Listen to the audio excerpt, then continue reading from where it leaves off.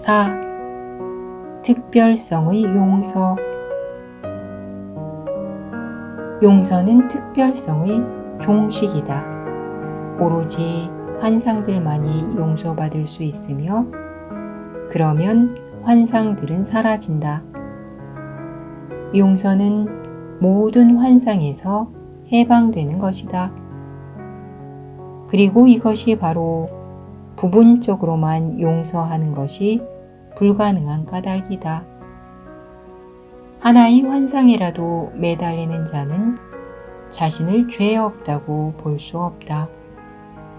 그는 여전히 자신의 잘못 하나를 사랑스럽게 붙잡고 있는 것이기 때문이다.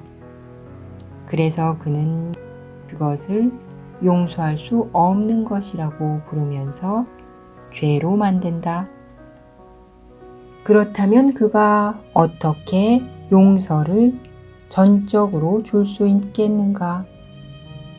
그 스스로 용서를 받아들이려 하지 않는데 말이다. 그는 용서를 전적으로 주는 바로 그 순간에 용서를 전적으로 받으려 할 것이 확실하다. 따라서 그의 은밀한 죄의식이 그 자신에 의해 용서받아 사라질 것이다. 내가 어떤 형식의 특별성을 소중히 여기든 너는 이미 죄를 만든 것이다. 특별성은 침범받지 않고 서 있으며 너는 하느님의 뜻에 맞서 보잘것없는 힘을 다해 특별성을 강력히 방어하고 있다. 그러므로 특별성은 너 자신에 맞선 것으로서 하느님의 적이 아닌 너의 적이다.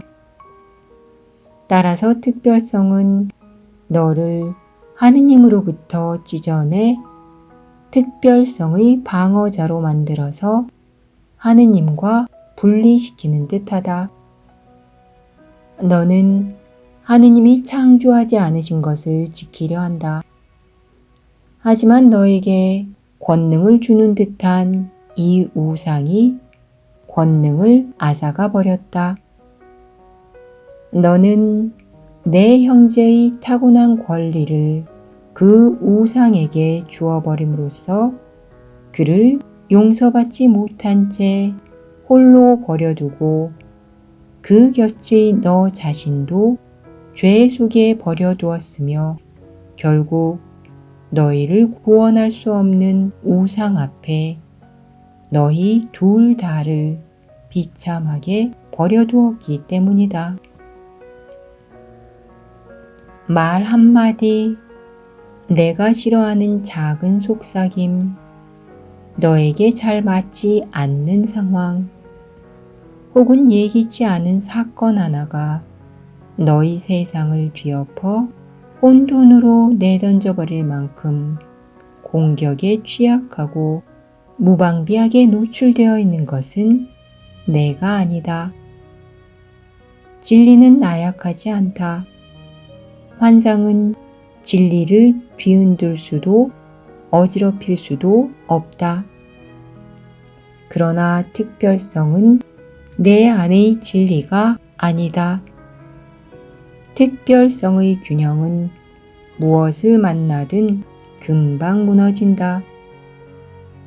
무에 의지하고 있는 것은 결코 안정적일 수 없다.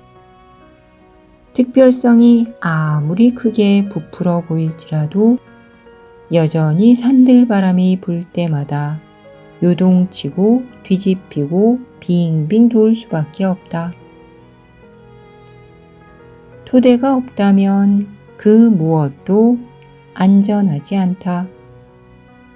안전이 아무런 의미도 없는 그런 상태에 하느님이 당신의 아들을 버려두셨겠는가?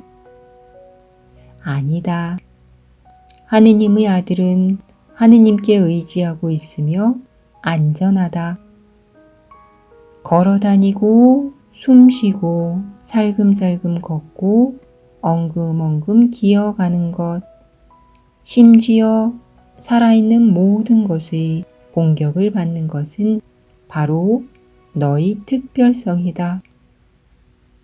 그 무엇도 특별성의 공격으로부터 안전하지 않으며 특별성은 그 무엇으로부터도 안전하지 않다. 특별성은 영원히 용서하지 않을 것이니 그러한 것이 바로 특별성의 정체이기 때문이다. 그것은 바로 하느님이 너를 위해 원하시는 것은 결코 존재하지 않을 것이며 너는 하느님의 뜻을 영원히 거역할 것이라는 비밀 맹세다. 하느님과 그의 아들 사이의 특별성이 마치 불타는 죽음의 칼처럼 맞고 서서 그들을 서로에게 적으로 만드는 한 그들이 같아진다는 것은 불가능하다. 하느님이 너의 용서를 청하신다. 하느님은 당신이 너를 위해 뜻하시는 것과 내가 뜻하는 것 사이에 이질적인 뜻과 같은 분리가 전혀 일어나지 않게 하실 것이다. 그것들은 정녕 같으니 그중 어느 것도 특별성을 뜻하지 않기 때문이다. 그것들이 어찌 사랑 자체의 죽음을 뜻할 수 있겠는가? 하지만 그것들에는 환상을 공격할 힘이 없다. 그것들은 몸들이 아니다. 그것들은 유일한 마음으로서 내가 모든 환상을 자신에게 가져와 내려놓기를 기다린다. 구원은 심지어 죽음에도 도전하지 않는다. 하느님은 죽음이 너희 뜻이 아님을 아시지만 너는 죽음이 정녕 너희 뜻이라고 생각하기에 하느님은 너희 뜻이 이루어지리라 라고 말씀하실 수밖에 없다. 너희 특별성이라는 환상에 대해 우주의 위대한 창조주, 생명과 사랑과 거룩함의 근원, 완벽한 아들의 완벽하신 아버지를 용서하라. 여기에 내가 너희 집으로 선택한 지옥이 있다.